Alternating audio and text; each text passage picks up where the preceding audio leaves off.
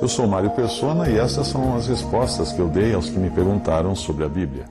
Você escreveu dizendo que encontrou algumas contradições minhas a respeito do cânon bíblico, que, segundo suas palavras, seria por, abre aspas, falta de informação ou estudo, fecha aspas. Bom, você me ouviu dizer que a Igreja Católica acrescentou à sua versão da Bíblia livros como Tobias, Eclesiástico, Macabeus, etc., que não estão no cânon do Antigo Testamento judaico, e argumenta que, mesmo assim, eles faziam parte da versão Septuaginta que eu elogiei em outro vídeo. Então a sua dúvida é como eu posso considerar a Septuaginta, a versão traduzida para o grego pelos judeus, se não considero a versão católica, que também contém esses mesmos livros no Antigo Testamento. Você indaga assim, abre aspas, se eles estão na Septuaginta, não seriam livros inspirados? Fecha aspas. Bem, os livros do Antigo Testamento que constam do volume hoje usado pelos judeus foram aqueles escritos em hebraico, originalmente em hebraico.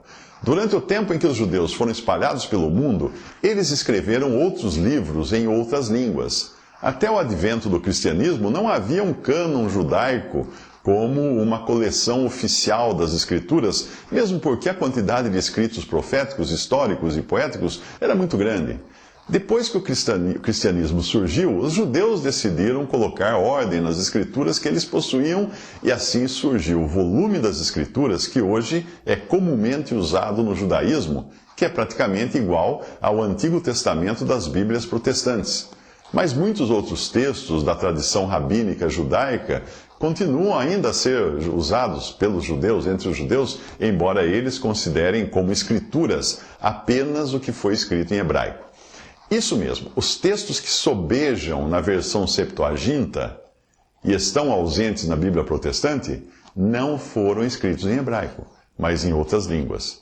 O Novo Testamento foi escrito quase todo em grego, exceto Mateus, que usou o aramaico, que era o hebraico popular usado nos tempos de Jesus. A razão disso é que Mateus escreveu especialmente para os judeus, apresentando Jesus como seu Messias e Rei. Quando os cristãos, no início do cristianismo, reuniram os textos em um conjunto só, chamado cânon, fizeram isso porque eles já eram considerados inspirados no meio cristão e circulavam entre as igrejas.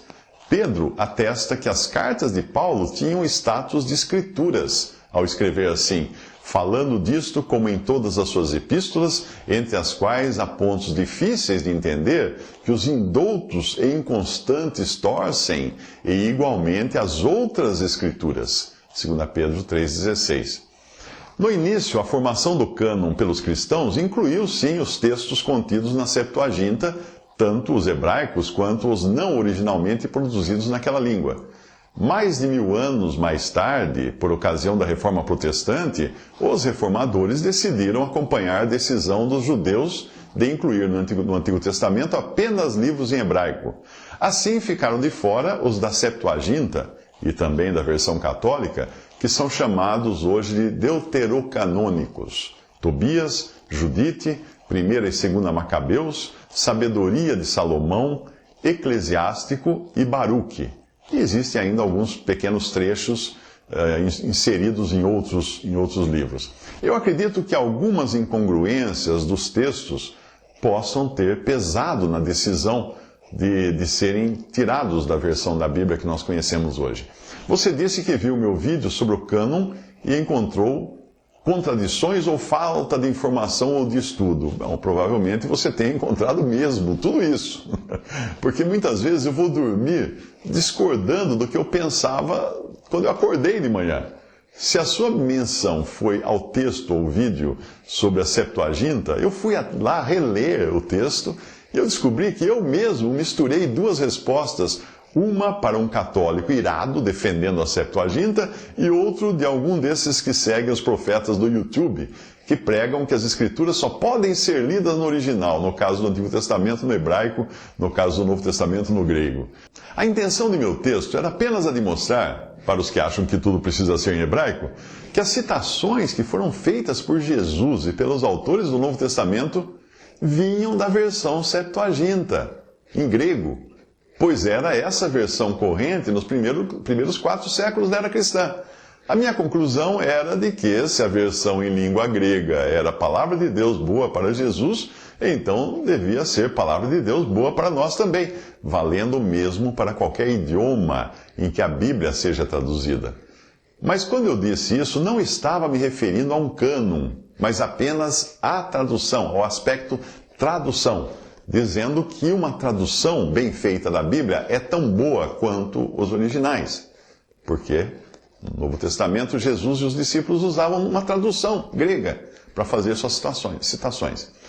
Talvez você me pergunte como eu poderia ter misturado duas respostas a correspondentes com ideias tão antagônicas como eu fiz nesse texto que eu falei da versão Septuaginta. A razão disso é que muitas vezes eu junto mais de uma pergunta de mais de uma pessoa para criar um único texto e um único vídeo. E algumas respostas eu começo a escrever e só vou terminar dias ou meses mais tarde. Deve ter sido o caso dessa. Eu devia ter respondido os 2 ou 3 primeiros parágrafos para aquele católico irado. E quando surgiu a oportunidade de falar da tradução grega, não do aspecto cânon, repito, mas da validade das traduções, eu achei que serviria como continuação do que eu já tinha começado a escrever, mas não tinha muito a ver, não. Eu peço até desculpas a você pelo meu descuido. Mas eu volto a dizer que eu não estava, naquele texto, defendendo um cânon da Septuaginta. Eu estava apenas defendendo a validade da palavra de Deus ser traduzida para outras línguas que não sejam o hebraico. Mesmo porque nem os judeus ainda tinham decidido estabelecer um cânon no começo da era cristã, o que iria acontecer só no primeiro século da era atual. A minha intenção era apenas para mostrar que aquilo que é palavra de Deus em hebraico é palavra de Deus em grego, português, chinês, espanhol, a língua que você quiser.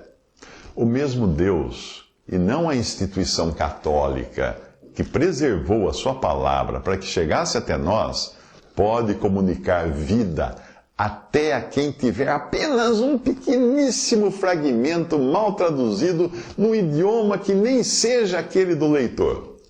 Deus é capaz.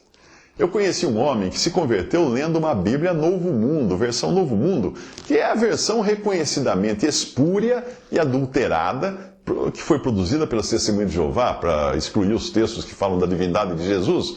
Eles dizem que foi produzida através de textos traduzidos originais, mas não é. Ela foi composta a partir do texto em inglês da King James. É uma versão King James adulterada, na verdade é isso.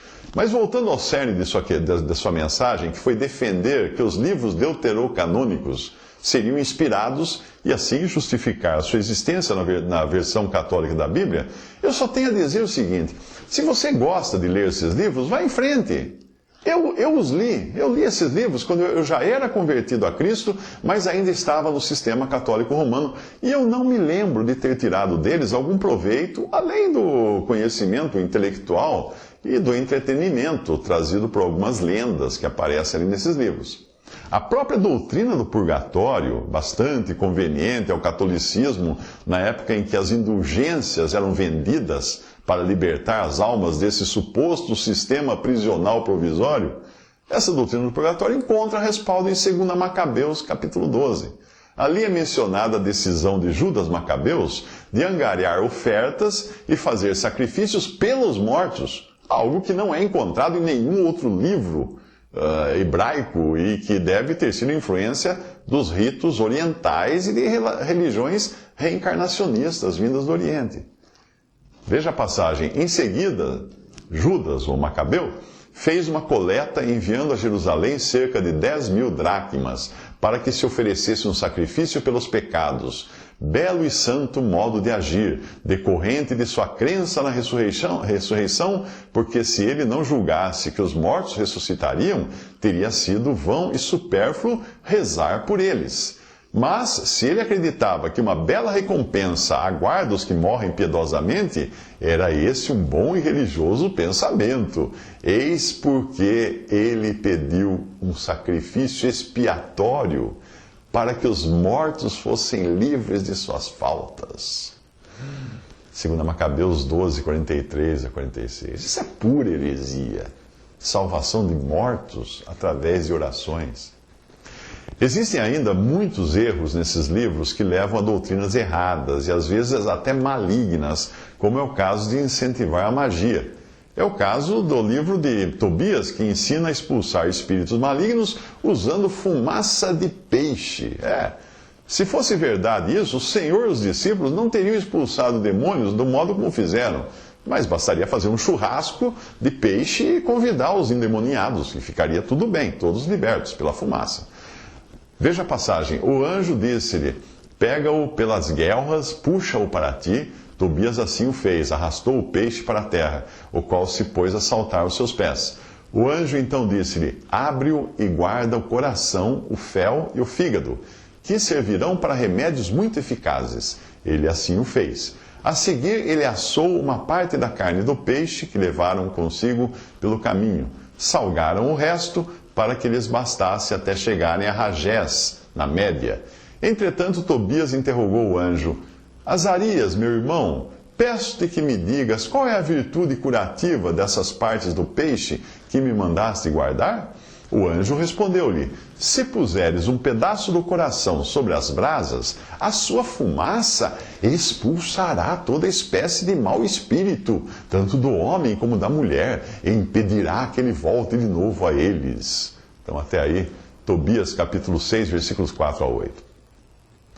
O mesmo livro de Tobias ensina que podemos nos livrar de nossos pecados apenas dando esmolas, o que implica dizer que o Senhor Jesus foi à cruz derramar seu sangue em vão. Ali diz assim no livro de Tobias: porque a esmola livra do pecado e da morte e preserva a alma de cair nas trevas, porque a esmola livra da morte, ela apaga os pecados e faz encontrar a misericórdia e a vida eterna. Tobias 4:11, Tobias 12:9. No entanto, a palavra de Deus nos ensina que o sangue de Jesus Cristo, seu Filho, nos purifica de todo o pecado. 1 João 7. Como você espera que os seus pecados sejam perdoados? Dando esmolas ou confiando pela fé no sangue do Cordeiro de Deus? Esses livros contêm ainda erros históricos, erros geográficos, mas os detalhes disso você encontra fazendo pesquisas na web. O que me intriga é esse seu fervor em defender a Bíblia versão católica, quando a própria instituição que você segue não crê que a Bíblia seja a palavra de Deus única, suficiente e incontestável.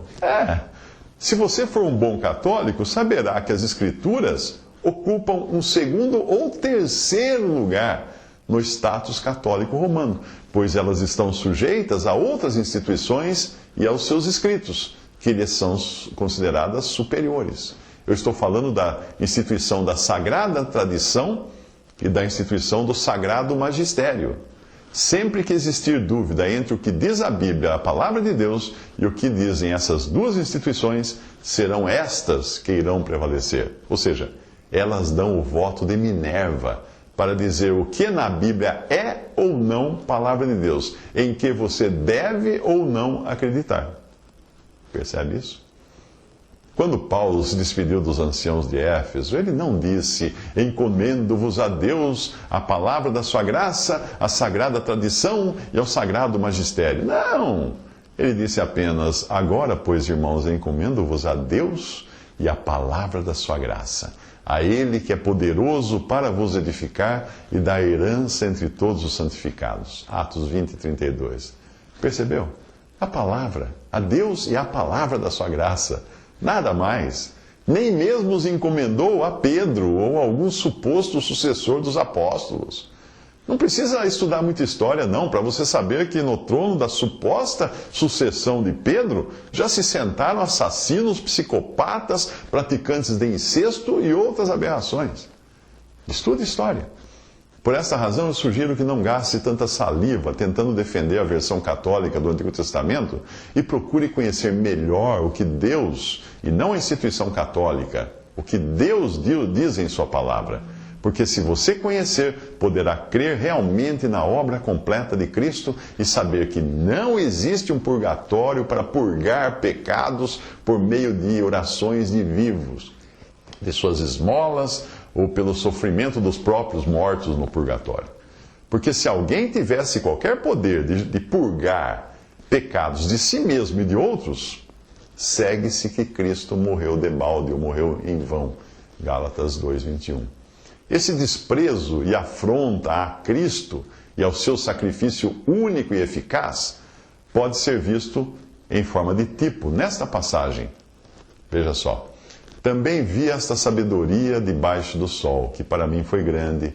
Houve uma pequena cidade em que havia poucos homens, e veio contra ela um grande rei, e a cercou, e levantou contra ela grandes baluartes, e encontrou-se nela um sábio pobre, que livrou aquela cidade pela sua sabedoria, e ninguém se lembrava daquele pobre homem. Eclesiastes 9, de 13 a 15. Não confunda com Eclesiástico, que é o livro deuterocanônico que está na Bíblia Católica. Então, que tal crer realmente no que Jesus disse? Lembrar-se desse pobre homem que libertou a cidade, que libertou o pecador dos seus pecados. Que tal crer nele, no que ele disse, e desfrutar de uma salvação já aqui e agora, ao invés de ficar barganhando com Deus, usando suas esmolas, suas orações, suas míseras boas obras? Para que viver na expectativa de um julgamento final? Seu próprio Senhor afirmou que os que nele creem não entrarão em juízo ou condenação. Veja o que o Senhor diz. O Senhor Jesus diz, nessa versão, vou ler até a versão católica da CNBB, veja, preste atenção nos tempos dos verbos. Eles demonstram que o perdão e a salvação são coisas que podem agora mesmo ser desfrutadas por todo aquele que crê. Ali diz o Senhor Jesus, em verdade vos digo, quem escuta a minha palavra e crê naquele que me enviou, possui a vida eterna, não vai a julgamento, mas passou da morte para a vida. João 5:24. Eu digo isto porque se você ouvir a palavra da sagrada tradição ou do sagrado colegiado, você não vai estar ouvindo a palavra de Cristo como definitiva e cabal. Se crer que a salvação está numa instituição, não estará crendo que ela está numa pessoa divina, naquele que o Pai enviou ao mundo. Se você achar que existe um purgatório e viver na horrível expectativa de passar pelo grande trono branco do juízo final, não estará desfrutando agora mesmo da certeza da vida eterna e de que não vai a julgamento, mas passou da morte para a vida. Visite respondi.com.br. Adquira os livros ou baixe e-books. Visite 3minutos.net. Baixe o aplicativo